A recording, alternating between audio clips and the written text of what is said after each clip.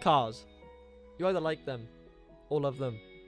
In this short documentary, 4 friends of mine tell me what cars mean to them, giving me their opinions on car shows and local car meets. On my journey, I travel from one end of the spectrum to the other, as I attended Ultimate Stance, arguably one of the biggest and best car shows of the season. Right the way down to a local car meet hosted in Aldi's car park, to see the trouble these meets cause on a regular weekly basis. I first became interested in cars when my uncle introduced me to all the Fast and Furious series. I think it was at 12 at the time and I was only about 5 or 6. He rang my mum to see if it was alright if he could buy it for me. And then after that I watched every other Fast and Furious movie, and I don't know, when I became old enough to get a car, and as soon as I bought one I just began modifying it and just modified it ever since. Growing up around my father being down the garage working on cars, and that sort of rubbed off on me. I first got interested in cars because my old man was a co-driver at rally. Always went to Wales Rally, all the rallies up in Brecon and E-Pint. But yeah, I kind of stopped being interested in cars until my mate passed his test. He got a car, started going out with him, then he started modding, then I went to all the shows. And then because I was into photography, I started shooting the car shows. And that's when I got a taste for cars really, and I finally passed, bought my own car.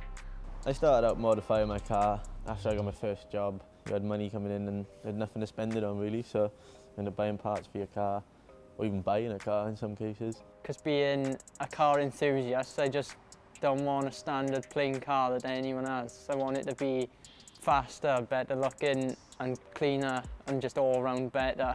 I modify my car pretty different to everyone else. I don't really do too much for look. I'm more into subtle, it's called OEM Plus, so it's like, it looks standard but just a few little things. I tend to do that and more performance stuff, so that's got a bigger engine in it, exhaust system all the way through. I plan on upgrading the brakes on that one. Being a hobby is just something to do. You see other cars, you want to copy them or take a style from them. And then after that you find out there's clubs on Facebook, Instagram, Twitter, everything.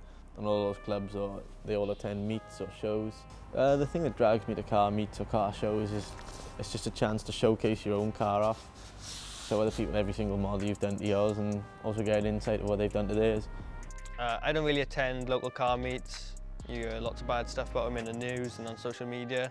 The thing with local car meets, well, such as like D-Unit and Blackwood Reunited, they're just a bunch of idiots. They're pretty much full of people who abuse their cars and just don't really deserve a car in any way, shape or form.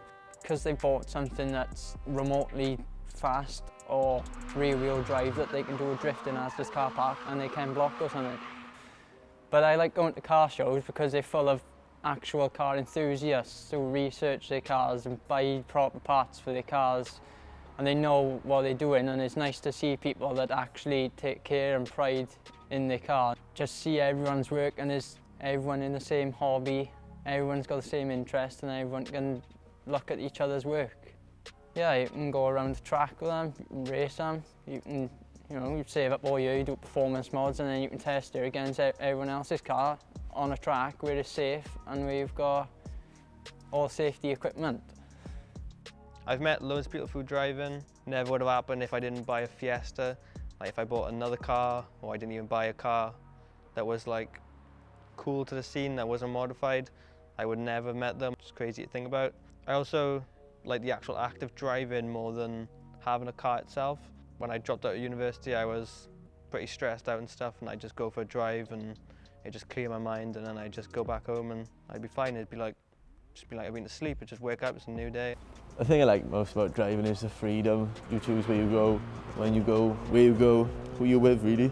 It's nice to go on long road trips with friends and stuff. Yeah, and it's just a way of stress relief. If you're angry, depressed, upset, anything really, you can just go for a drive and it's just all taken away. Driving was all I ever really wanted to do growing up. As soon as I passed my test, got my first car, modified it, got it taken off me by the insurance company because it was too modified. Got my second car, told the insurance I wasn't going to modify it, modified it anyway. And then my second car was actually Mark 6 Fiesta, which was the same as Dan's. And I actually met Dan through cars by racing him, funny enough. Yeah, once I met Dan, it led on to meeting everyone else that I met. And now I don't even speak to any of my old friends, it's just all the new people that I've met through cars. You can do what you want, you can go where you want. You don't really own nothing yourself until you have your own car. But your car is the first thing you actually own and is yours to do wherever the hell you want until your insurance tells you that you can't because you're not allowed. But yeah, who cares? Just modify it anyway, keep it modded.